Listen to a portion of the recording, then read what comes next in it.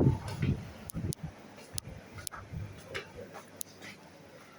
所在嘅地方係就大埔區火車站主要辦公室。辦公室係站響發標嘅地方，包括售票處、信號租售室等。早期車站員工十分少，只有10幾位同事管理車站。當時公湯嘅時間都係上班同下班。下午班嘅當值人員會喺車站內留宿，直至下一個工作日嘅早班全完為止。每一個值班嘅機制，分為一位車站站長、一位鐵路主任或者助理鐵路主任。